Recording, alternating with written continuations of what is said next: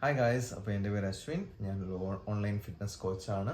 അപ്പോൾ ഞാൻ ഇന്ന് സംസാരിക്കാൻ പോകുന്നത് ഞാൻ ഫിറ്റ്നസ് ജേർണി തുടങ്ങിയ സമയത്ത് ഉണ്ടാക്കിയ 5 മെയിൻ മിസ്റ്റേക്സ് ആണ്. ഓക്കെ, സോ ഇത് ഒഴിവാക്കിയായിരുന്നെങ്കിൽ എനിക്ക് കുറച്ചുകൂടെ ബെറ്റർ ആയിട്ട് പ്രോഗ്രസ് ചെയ്യാമായിരുന്നു എൻ്റെ ബിഗിനിങ് സ്റ്റേജസിൽ.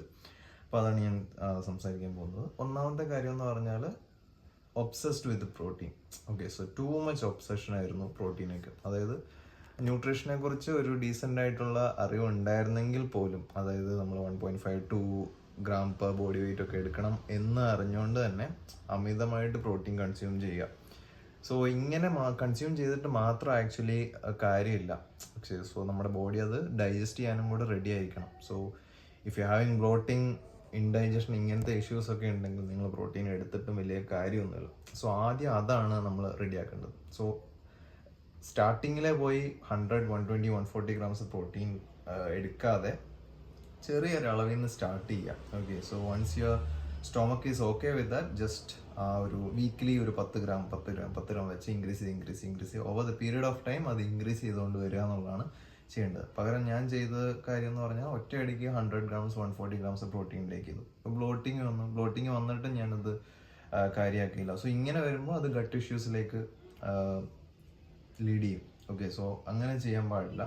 സോ നിങ്ങളുടെ ഡൈജഷൻ അനുസരിച്ചിട്ട് പ്രോട്ടീൻ സപ്ലൈ ചെയ്യുക. പ്രോട്ടീൻ മാത്രമല്ല, ചിലപ്പോൾ അത് ഹൈ കാർബ് ഇൻടേക്ക് കൊണ്ടായിരിക്കും. അപ്പോൾ ഇങ്ങനെ പല കാര്യങ്ങളുണ്ട്. സോ ഫുഡ് ഇൻടേക്ക് ഒപ്റ്റിമൈസ് ചെയ്യുക, ആവശ്യത്തിനുള്ള ഫുഡ് പ്രൊവൈഡ് ചെയ്യുക. പ്രോട്ടീൻ വേണ്ടാന്നല്ല ഞാൻ പറഞ്ഞാൽ, വേണം, പക്ഷേ slowly over the period of കൂട്ടി കൊണ്ടുവരിക. ഓക്കെ, സോ നെക്സ്റ്റ് കാര്യം, focusing on volume than intensity.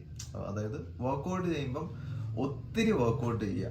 Intensity proper ആയിട്ടുള്ള, ഇപ്പോൾ ഒരു 3 വർക്കൗട്ട് ഇൻറ്റൻസ് ആയിട്ട് ചെയ്യുന്നതിന് പകരം ഞാൻ ചിലപ്പോൾ ഒരു 5-6 വർക്കൗട്ട് ചെയ്തു എന്നൊക്കെ ഇരിക്കും ബിഗിനിങ്ങിൽ.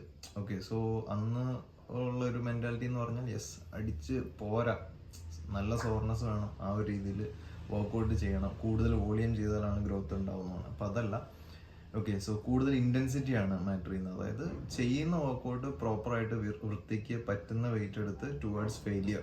ഓക്കെ, സോ 8 to 15, 20 റെപ്പ് റേഞ്ചിൽ നിർത്തിക്കൊണ്ട് ഒരു ഫെയിലിയർ വരെ പ്രോപ്പറായിട്ട് ഇൻറ്റൻസ് ആയിട്ട് ട്രെയിൻ ചെയ്യണം. അപ്പോൾ അതാണ് ഏറ്റവും ബെറ്റർ. അപ്പം വോളിയത്തെക്കാളും കൂടുതൽ ഇൻറ്റൻസിറ്റിയാണ് മാറ്റർ ചെയ്യുന്നതെന്ന് മനസ്സിലാക്കണം.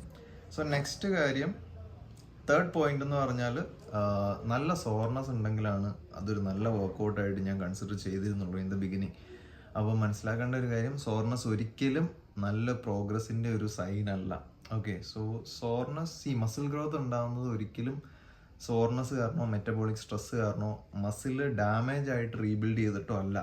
ഓക്കെ, സോ അത് നിങ്ങൾ മനസ്സിലാക്കേണ്ട ഒരു കാര്യം. പണ്ട് അങ്ങനെയായിരുന്നു ധരിച്ചു വെച്ചിരുന്നത്. അപ്പോൾ അങ്ങനെയല്ല.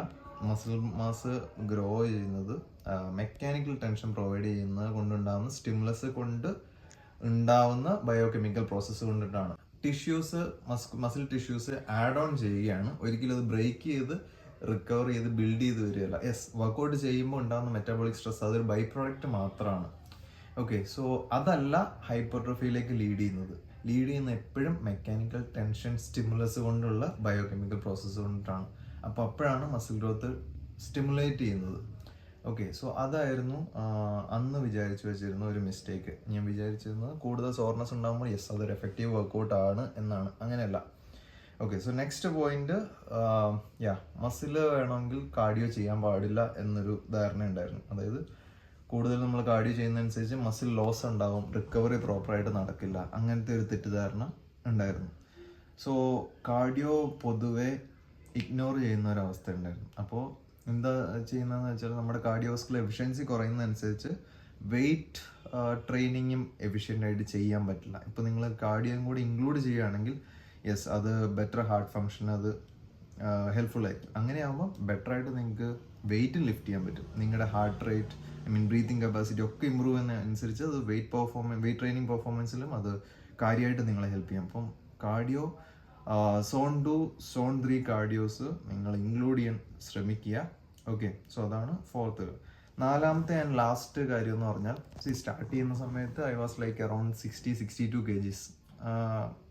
വളരെ ലീൻ ആയിട്ടുള്ളൊരു ബോഡി ആയിരുന്നു. അതുകൊണ്ട് തന്നെ കൂടുതൽ മസിൽ മാസ്, നമുക്ക് എല്ലാം പെട്ടെന്ന് റിസൾട്ട് വേണമല്ലോ. അതുകൊണ്ട് തന്നെ പെട്ടെന്ന് മസിൽ ബിൽഡ് ചെയ്യാൻ വേണ്ടിയിട്ട് ഡേർട്ടി ബൾക്കിംഗ് ആണ് നെക്സ്റ്റ് ഒരു ഉണ്ടാക്കിയ മിസ്റ്റേക്ക്. അപ്പോൾ പെട്ടെന്ന് വെയിറ്റ് കൂടി ഒരു വിത്ത് ലെസ് ദാൻ ഒരു 1 ഇയറിൽ തന്നെ ഒരു 70+ ആ ഒരു റേഞ്ചിലേക്ക് ഗെയിൻ ചെയ്തു. ഓക്കെ, സോ കൂടുതൽ പേര് അങ്ങനെ ചെയ്യുമ്പോൾ സംഭവിക്കുന്നത് നമുക്ക് മാക്സിമം പോയാൽ ഇൻ ദ ബിഗിനിങ്ങിൽ നമുക്ക് 1 or 2 kgs, അല്ലെങ്കിൽ ഒരു അഡ്വാൻസ് ട്രെയിനി ആണ്, ഒരു ഇൻ്റർമീഡിയറ്റ് ട്രെയിനി ആണെങ്കിൽ 1 kilo ഒക്കെ മസിൽ മാസ് ആണ് നമുക്കൊരു ഇയറിൽ ഗെയിൻ ചെയ്യാൻ പറ്റുള്ളൂ. Through out the year average gain ചെയ്യാൻ പറ്റുള്ളൂ.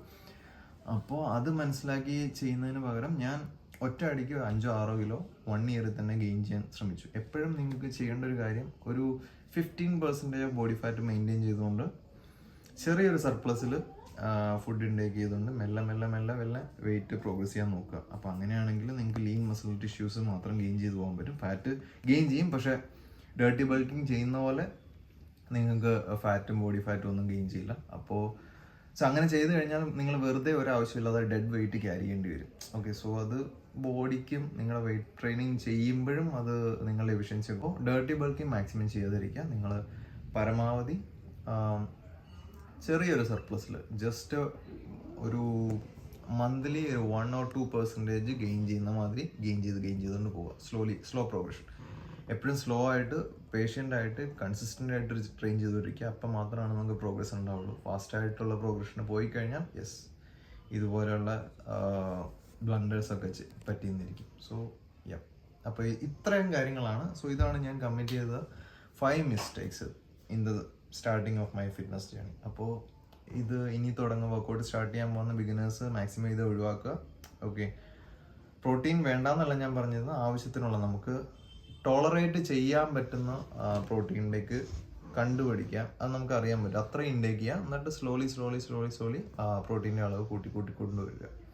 ഓക്കെ, സോ ഇത്രയൊക്കെ തന്നെ പറയാനുള്ളൂ. അപ്പോൾ ഈ വീഡിയോ ഇവിടെ വൈൻഡപ്പ് ചെയ്യാണ്. കൂടുതൽ ഇതിനെക്കുറിച്ച് അറിയണമെന്നുണ്ടെങ്കിൽ just comment below. Thank U.